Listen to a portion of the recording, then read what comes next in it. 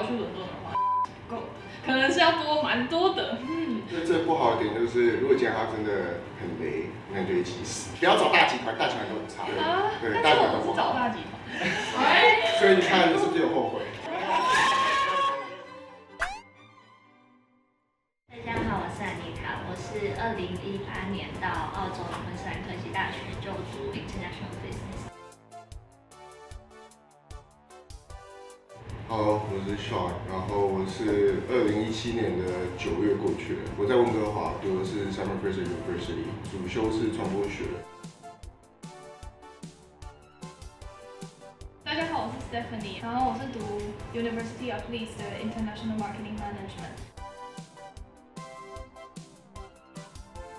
大家好，我是 Eric， 我是2016年去美国，然后我念的是密西根大学，然后我主修是细菌与病毒学跟西班牙文。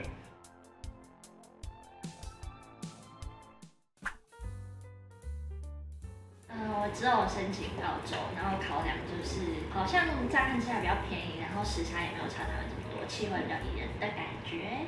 我那时候其实英美加都有申请，其实那时候代办叫我申请，我说好啊，申请。然后可是后面申请加拉是因为那时候刚好包很多朋友在温哥华，如果以后不想回台湾的话，其实加拿大应该算是最有机会的，所以那时候才会就选择去加拿大这样。我那时候是只有申请英国，最主要是因为我还是觉得英国、欧洲就是比较有历史文化的感觉，然后我比较喜欢那种古典的气息，而且如果去英国留学的话，就是去其他欧洲国家玩也比较方便一点，所以我选。我的话，我也是只有申请美国，然后原因就是好像也没有特别原因呢，就是当初就是以美国为规划来申请。澳洲的话就是在学成绩3年，就是高中同等学历跟雅思成绩的那个 criteria， 就是依照各个学校跟各个科系都会不一样。加拿大就预见基本的，我们只看高3的成绩，所以你高1、高2乱没关系，就高3分就好。英国的硕士的话，就是看大学4年的 GPA 这样子，然后除了 GPA 之外，就是看 IELTS 的成绩，然后每间学校会有不同的门槛，也会根据科系，然后看有不同的门槛这样，所以就看你要申请什么科系。然后其他的就是 Statement of Purpose 还有 Resume。美国的话，如果你是用申请大一新生的话，他会要看你高中4年的成绩单，所以我那时候是提供国3、高1、高2、高3 4年的成绩单。你一定在这高中4年内一定要修2年的数学、2年的英文，然后2年的社会、2年自然，就它有一个列表跟你讲你高中的时候要修过哪些课，你才可以正常的大一新生的方式申请大学。然后就是考 SAT 或 ACT， 然后考托福。然后写自传跟写申请书，每间学校还会有自己的叫 supplementary essays， 就是他自己出的题目，通常写2到3篇。我忘记还有推荐信对，还有推荐信，我们也要推荐信，要2封。因为我比较没有申请最前面的学校，我好像要考试，但我知道蛮多学校其实是要面试。我也忘了讲这个，我有面试。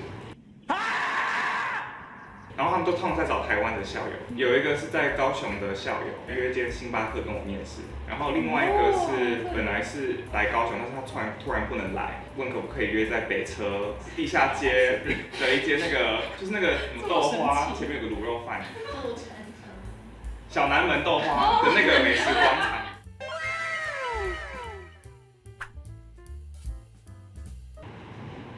没有什么差别。加拿大没差。没什么差。Eric 好像觉得有差的。美国的话，如果你有念过五专的高年级的课程的话，你就会不符合高1新生入学的资格。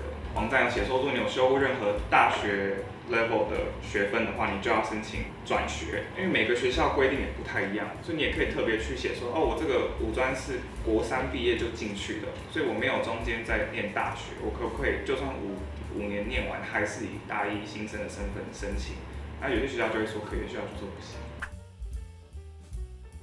就方便啊，就是有人会告诉你什么时候要交东西，什么时候要。这不好的点就是，如果今天他真的很雷，那你就一起死，对，去拜拜，就做好你的 research， 找到对的人，那他就是 reliable。但如果他很烂，就不要用他，不要找大集团，大集团都很差。对，大集团都不好。找大集团。所以你看，是不是有后悔？我就会觉觉得他们可能会先推荐他们有合作的那一些学校。当然，他们合作学校其实也都是蛮有名的。但如果你真的要申请最 top 的学校的话，我觉得还是自己申请比较好。真的非常好的学校，可能像 G5 学校的话，可能他就不会去里面设摊位，但是中间偏上或是中间的学校，其实大部分都会去那边设摊位。那如果你真的对这些学校蛮有兴趣的话，其实去那边算是会获得蛮多，因为你可以直接跟教职人员对谈。会先看科系，但是因为我是商科，所以其实基本上都有。再来排名，然后学费跟在的城市也会选。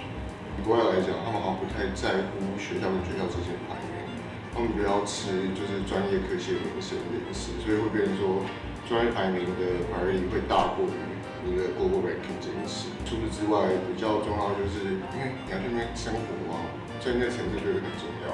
我也是最在乎城市跟专业排名，就专业排名，我觉得至少不要低于 QS100。城市的话，就是不一定要到非常大的城市，但至少它的生活机能，还有它离可能伦敦或是爱丁堡之类这种比较大的城市也不要太远。生活机能的话，就是可能里面要有亚超啊，然后整个学生制度、学院等等的校园、校区什么的就蛮重要的。我在乎的只有钱。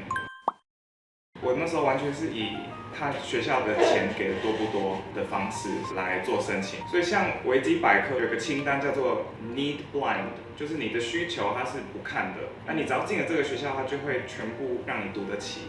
还有一个叫做 Need Aware， 就它会以你需要的学校给你多少钱这件事来当做要不要接受你的因素之一。通常在美国是越好的学校，它越有校友的捐款，它就会越让你读得起。然后我就是完全照着那个表申请。我的话其实决定做得很仓促，然后准备的也都是很顺利，但是也都很短时间就解决，所以我想可能半年内，然后花费的话加考雅思，然后如果有需要补习，可能3-4万。时间能拉越长越好。你中间会碰到很多事情，你可能一开始觉得你想去这间学校，可后面你可能有改变你的想法。当你时间越少，学校 application time 越关的越来越多，你是能选的会越来越少。所以我觉得时间能拉长，1年1年半。假如今天硕士你要出去，那你大2下你就可以开始想。当然也没有说仓促不好，仓促很好，做出来决定也很棒，真的。所以如果当初你本来就会经历这个要思考去哪个国家，而且你根本不知道你自己要什么的时候，你就早点去做吧。经费的话，因为我是代理办，然后我学校刚好是有合作的，所以我记得我也没有付到什么前几万块吧。可是那几万块就是考试啊，然后去做体检。因为像加拿大的官方认证体检，高雄没有哦，只有台北跟台中哦，所以你一定要去台中或去台北，你才可以做那个体检哦。然后接下来像你 visa 要录指纹，只有台北哦，新区只有那一个办事处可以哦，就是一定要上来。基本上费用就是那一些，那可能你就要加很多你的交通费用这样，所以差不多不到10万。因为我自己也算是准备很仓促，就是当时刚好就是考虑要分手。Nice。大概准备了半年左右到1年，只有前半年真的在做这件事情，然后就很仓促的考了雅思，然后很仓促的申请了学校，所以就是真心的建议一定要提早1年、2年，甚至3年，我都觉得会是比较好的。因为如果你真的想要申请非常好的学校的话，可能需要 GRE、GMAT 的加持，而且要 build up 那个就是 actual curricular experience 啊，你要骗啊，就是开始骗啊。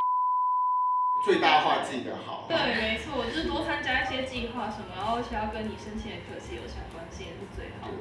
我觉得申请费很看你申请学校的数量，申请了26间学校，如果要求保守，然后每一间学校的申请费就大概是可能50到80美金不等，所以我最后申请下来是大概10万，包括 SAT、托福每间学校的那个申请费。时间上的话，所有美国的大学都是高3上学期的寒假开始前截止，大概大家高2就会开始准备，所以可能1年、1年半。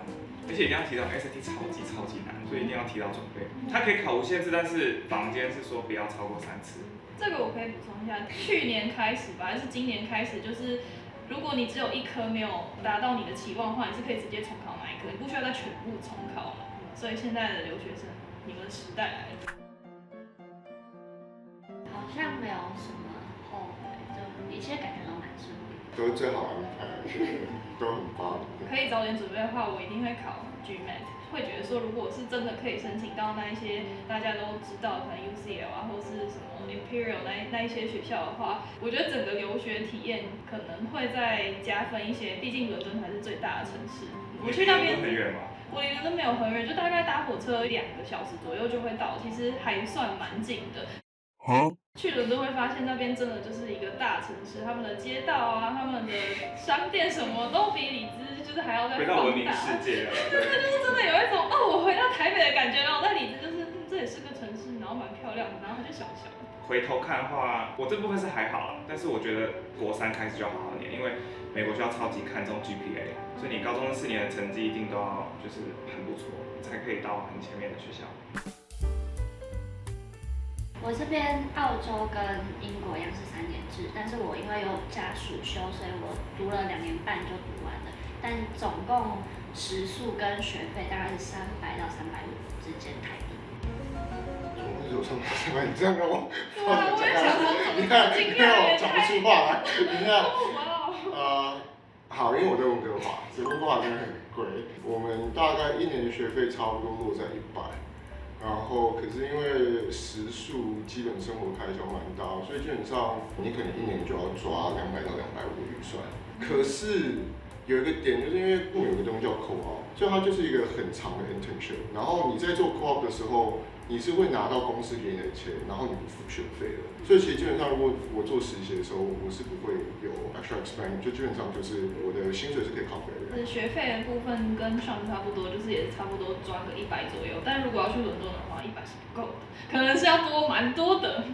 生活费的话，平均每个月大概是1000英镑，那就是4万台币左右。但是有一些同学可能500-600就够了。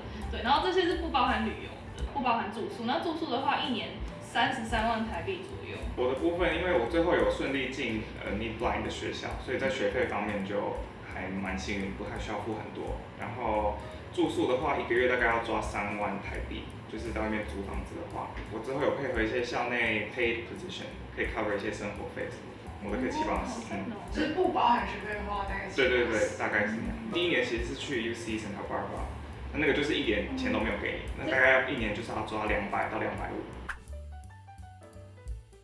有，就是美国学校很爱候补别人，就是你没有上，然后你最后会到 wait list， 可能就是要写信给学校说这是你从小到大很想要念的学校，然后你真的还是很有兴趣，然后感谢你给我这个机会，就是提名就是肯定的那种感觉。有名额试错的话，我还是非常愿意去你们的很棒的这个学校。我现在直翻英文就是贵校，对。我那时候是备选2间学校，是芝加哥大学跟密西根大学，然后我2个学校都写了信打了电话，然后最后密西根通知我的时候，他是说，你可以来了，但是我们今年没有位置，你可不可以明年再来？那第1年的话，他就跟我说，你可以去你其他已经上了学校，挑第1年去念，或者是你可以就是什么都不做，然后第2年直接来念大一这样。那时候我不想要浪费太多时间，又空等1年，所以我剩下的学校我就念了 UCSB， 第2年我才去了密西根大学。我这边是体检，然后可能就开始找房子，看是要 homestay 还是要在那边住什么 apartment 之类的。但财力证明我昨天扣到我嘛，他是说没有。我有他就要求你 bank statement， 然后你确保你可以过去，因为可能这是为了申请 visa 啦，主要就财政跟你的健康检查，然后跟学校的 offer letters， 就这3个。那加拿大也不用面试，我们就是只是过了之后要去盖一个手印，就 biometric 这样子。英国是入学的 CAS 体检，然后还有财力证明，然后另外还要有住宿证明，就是一定要有住宿证明才可以去，然后还有就是什么英文户籍成本，国际学生证也要先办。我觉得我要有点诚实的说，因为家里有身份的关系，所以我们不用走签证这个流程，但是体检那些疫苗那个还是要。如果是大一新生的话，因为通常都是住学校宿舍，所以也不需要提前找房子什么的，所以还好。澳洲的话就是蛮 chill 的，会过得舒服。去之前其实好像也不用多吃一点台湾东西，因为那边就到处都是。一模一样。温哥华真的什么都不要带，你带钱过去，人过去，一个放松的心去体验生活。其实英国也是，就是中超跟那个 Chinatown 其实都有，然后蛮方便，所以真的不需要带太多东西，除非你想要什么特殊制出来的那种酱，你可能要自己带。但是其他什么泡面，其实那边买得到啊。但你有特别喜欢吃口味，可能还是可以自己带。然后其他的话，就是我说到后悔的部分，就是麻烦大家去考一下 GRE 跟 GMAT，如果想要申请比较好的伦敦的学校的话。我觉得高中一定要好好念，把成绩拉高 GPA 方面的话，然后再来可能就是哲学一点，就是 say more yeses。出国很短，所以别人约你，还是你有看到学校办什么不错的活动，就尽量去，以后可能就没有机会了。谢谢大家，耶！